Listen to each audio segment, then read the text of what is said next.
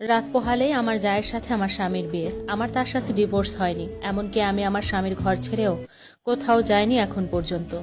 আমি আছি আমার রুমে। বিয়ের 9 বছর হতে চলেছে, এখনও নিঃসন্তান। সমস্যাটা আমার স্বামীর। ওনার শুক্রাণুর সংখ্যা 2%। অনেক চিকিৎসা করেছি, কিন্তু লাভ হয়নি। বিয়ের 3 বছরের মাথায় যখন জানতে পারি তার কখনো সন্তান হবে না, সে মানুষটা সারা রাত আমাকে জড়িয়ে ধরে কেঁদেছে। আমাকে বলেছে আমি যেন তাকে ছেড়ে কোথাও না যাই, এবং কথা দিয়েছিলাম যাব না। এরপর ভালোই দিন যাচ্ছিল, শাশুড়িও আদর করত। কিন্তু একদিন আমার ভাসুর হঠাৎ ঘুমের মধ্যে ব্রেন স্ট্রোক করে মারা যায়। তারা আলাদা বাড়ি করেছিল, সেখানে থাকতো। আমার ভাসুর মৃত্যুকালে 12 বছর একটি ছেলে এবং 3 ও 5 বছরের 2 মেয়ে রেখে যায়। আমার যা ছিল ভীষণ সুন্দরী এবং ভীষণ অমায়িক ভালো মানুষ ছিলেন। তার যে 3টা বাচ্চা দেখে বোঝাই যাইতো না। তাদের সংসার 18 বছরের ছিল। আমার ভাসুর মারা যাওয়ার পর থেকে মেয়ে 2টা আমার কাছে থাকতো, এবং বেশিরভাগ সময় আমার যা আমাদের বাড়িতে থাকতো। আমার শাশুড়ি আগে আমাদের সাথে থাকতো, ভাসুর মারা যাওয়ার পর কয়েকদিন ওখানে ছিল, তারপর যাও চলে আসে আমাদের বাড়িতে। বাড়িটা আমার স্বামীর করা ছিল। আমার শ্বশুরের জায়গার উপর একতলা বাড়ি করেছিল আমার স্বামী। আমার জায়ের মেয়েরা আমার স্বামীকে আগে ছোট বাবা বলে ডাকতো, এখন শুধু বাবা বলেই ডাকে। আমার ভাসুরের মোটামুটি টাকা পয়সা ছিল, আর্থিক অভাব ছিল না। তারপরেও আমার স্বামী এবং আমি তাদের যথেষ্ট দেখতাম। ভাসুর মারা যাওয়ার পর থেকে বাচ্চাগুলো আমার স্বামীকে ছাড়া কিছুই বুঝতো না। আমি বিষয়টা আমলে নিয়েও নেই নাই। আমার দিন বাড়ির আঙিনায় হাঁস মুরগি গরু লালন পালন করায় চলে যেত। আমি ঘরের সব কাজ করতাম। আমার ভাসুর মারা যাওয়ার পর রাতের বেলা আমার স্বামী ভাসুরের মেয়েদের সাথে থাকতো, কারণ ওরা বাবার জন্য কান্না করতো। তখন আমার বিছানায় এসে ঘুমাতো। আমার বিছানাটা এত বড় ছিল না, তখন ওরা দুজন সহ আমার স্বামী খাটে শুইলে আমি নিচে ঘুমাতাম। এর কয়েকদিন পর 12 বছরের ছেলেটা এসেও আমার স্বামীর সাথে ঘুমাতো। আমি তখন অন্য রুমে ঘুমাতাম। এভাবে আস্তে আস্তে তৈরি হলো আমার স্বামীর সাথে আমার দূরত্ব।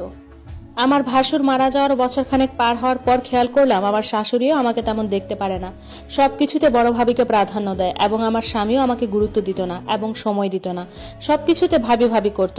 আমার বড় যা হচ্ছে আমার শাশুড়ির বোনের মেয়ে। আমার শাশুড়ি তার বোনের মেয়েকে আনছে তার বড় ছেলের জন্য, আর আমার স্বামী আমাকে পছন্দ করে পারিবারিকভাবে বিয়ে করেছে। এজন্য অবশ্য প্রথম প্রথম আমার শাশুড়ি আমাকে তেমন পছন্দ করতো না। ভাসুর মারা যাওয়ার বছর পার হওয়ার পর তারা আবার তাদের বাড়িতে চলে গেল, সাথে আমার শাশুড়িও গেল। আমি একা হয়ে গেলাম। আমার স্বামী বাজার করে দিত, রাতে বেশিরভাগ সময় ওখানে থাকতো। আমি থাকতে পারতাম না, কারণ আমার গবাদি পশু ছিল। একটা সময় শুধু সকালে কোনো কাজ থাকলে আমার এদিকে আসতো, আমার স্বামী এমনি আসতো না। আমিও চুপচাপ সহ্য করেছি, কারণ ঝগড়া করলে আরো ঝামেলা হতো এবং মারামারি হতো। এখন মাসেও আসো না, তাই আমিও আর কিছু বলতাম না। শুধু বুঝতাম মানুষটা আর আমার নেই। একদিন আমার শাশুড়ি আর আমার স্বামী বাড়িতে এসে বলে, তুমি জানো আমার ছেলের কখনো বাচ্চা হবে না।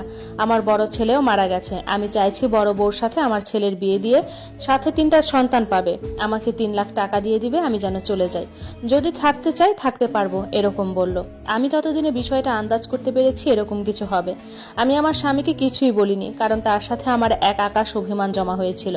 আমি গরিবের মেয়ে, একটা অসুস্থ মা আছে, আর ভাই আছে, একটা বউ নিয়ে থাকে। আমি জানতাম এখান থেকে চলে গেলে আমার আর বিয়ে হবে না কোনো ভালো জায়গায়। আমি চুপচাপ মেনে নিয়েছি। শুধু বুকে ব্যথা হতো আর কলিজা মুচড়াতো, কোনো কান্না আসতো না। অনেক কাঁদতে চাইতাম, কিন্তু কান্না আসতো না। আর নামাজের বিছানায়ও কান্না আসতো না। তারপর আমার স্বামী আমাকে বলে, তোমাকে কোনোদিন আমি অবহেলা করব না। আমি কিছু বলিনি, শুধু হেসেছি।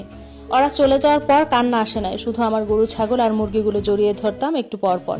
আমার মাকে বিষয়টা বলেছি, মা শুধু বলেছিল, মারে একটু সহ্য করে পড়ে থাক, কই আসবি বল, তোর ভাইয়ের নুন আনতে পান্তা ফুরায়। আমার ভাই বিষয় জানতে পেরে আমার শ্বশুর বাড়িতে আসে আমাকে নিয়ে যেতে। বলেছে তোকে ভিক্ষা করে খাওয়াবো, চল আমার সাথে। কিন্তু আমি যাইনি, কারণ আমি জানি ওখানের ফিউচার ভালো হবে না। এরপর তাদের বিয়ে হলো। আমার স্বামী এখানে আর তেমন আসেও না। সপ্তাহে আসে, আমার সাথে কথা বলে, আমি তেমন কথা বলি না। কাজের অজুহাত দিয়ে দূরে সরে থাকি। উনি আমার সাথে শারীরিক সম্পর্ক করতে চাইলে বিভিন্ন সমস্যা দেখায়, তখন রাগ করে চলে যায়। মাসে 15 দিনেও আসা বন্ধ করে দেয়। মন চাইলে বাজার পাঠায়, না হলে পাঠায় না। আমিও কিছু বলি না, কারণ গরুর দুধ ডিম লাগানো টুকিটাকি সবজি বিক্রি করে আমার পেট চলে। মাকেও দিতাম। ভাইয়ের জন্য পাঠালে ভাই রাগ করতো, নিত না। ভাবিও কথাও বলতো না, শুধু বলতো একবেলা কম খেতাম, তাও তোমাকে পালতে পারতাম। আমার কেন জানি মনে হতো হয়তো এখন এমন বলছে, কিন্তু একটা সময় ঠিকই আমাকে বোঝা মনে করবে। আমার ভাবি এত কষ্ট পেয়েছে এই ঘটনার পর থেকে, একটা ডিম পাঠালেও রাখতো না। কখনো ভালো মন্দ রান্না করলে ভাইয়ের মেয়ের দিয়ে পাঠাতলে আমি তৃপ্তি সহকারে খেতাম।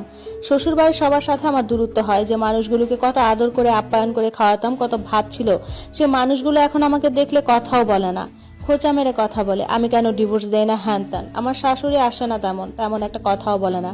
ওনাকে মা ডাকতাম, কত যে সেবা করেছি ওনার, হায় আফসোস, কেউ দুঃখ বুঝানি। আমার কান্না আসতো না, শুধু মনে হতো বাপে করে গেছে বেইমানি, যে জন্ম দিছে সে করছে বেইমানি, আর তোমরা তো বহুত দূরে। সকালে ঘুম থেকে উঠে গোয়াল ঘরে যেয়ে দেখি আমার একটি দুধের গরু নাই। আমি তো পাগল হয়ে যাই, চিৎকার করে প্রতিবেশীদের ডাকি। তখন তারা বলে যে সকালে বেলা তোমার জামাই আর তোমার ভাসুরের ছেলে এসে গরুটা নিয়ে যায়।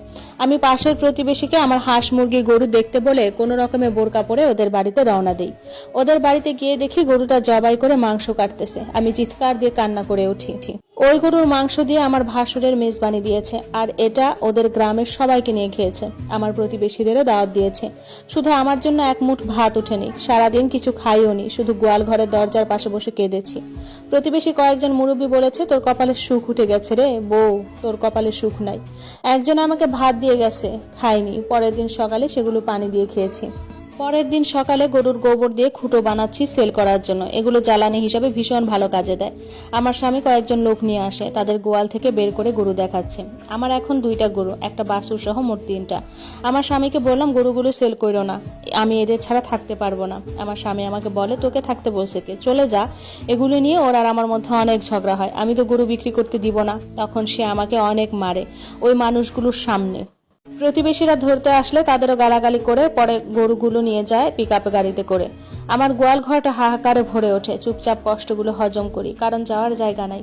ভীষণ গরিবের মেয়ে আমি। আমার বাপ ছিল অনেক কোটিপতি, কিন্তু আমাদের সাথে বেইমানি করে গেছে। আমার বাপ আমার মাকে শখের বশে বিয়ে করে, কখনো সামাজিক মর্যাদা দেয়নি। আমরাও তেমন চালাক চতুর ছিলাম না।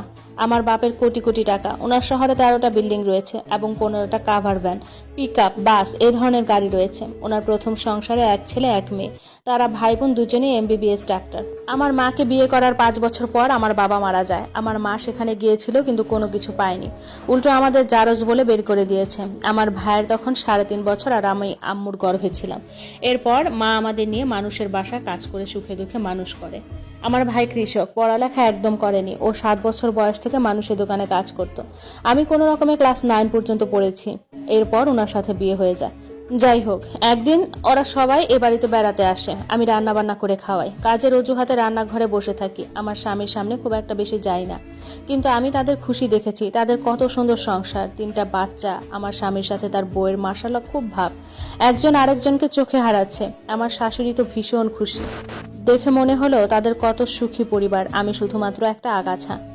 নামাজের টাইম হয়ে গেল। জোহরের নামাজ আদায় করে খেতে বসলাম। একাই খাই, ওদের সাথে খাই না। আমার স্বামী কোথা থেকে যেন রান্নাঘরে আসলো, এসে আমাকে বলল, ভাত খাইতেছো? আমি বললাম জি। তখন বলল, দাটা দাও তো, 2টা রাতা মুরগি জবাই করি। আমি বললাম, আমার মুরগি কেন আপনি জবাই করবেন? কিনে আনেন, দয়া করে এগুলো জবাই করেন না। তারপর ঝগড়া লেগে গেল। ভাত খাইতেছিলাম, ওখানে আমাকে চামচ দিয়ে কয়েকটা বাড়ি মেরে দিল। আমি আর কিছু বলি নাই, যা ধরতে আসছিল, কিন্তু যাকেও বকা দিয়ে দূরে সরিয়ে দিয়েছে। এরপর আমার মুরগির সবগুলো ইচ্ছে করে জবাই করে দেয়। আমার মুরগির ছানা ছিল অনেকগুলো, 7টা মুরগি জবাই করে দেয়। আমার যা আর শাশুড়ি মিলে মুরগিগুলো পরিষ্কার করে কেটে কষিয়ে রাখে। আমি দুয়ারে বসে শুধু চোখের পানি মুছতেছিলাম। তারপর কোথা থেকে যেন আমার ভাবি আসে। ভাবি এসে আমাকে একটা চড় মারে। আমরা আছি, আমরা মরে যাই নাই, তুই আমার সাথে চল, জীবন সুন্দর, আমি তোরে পালমু, তুই আমার ছানা।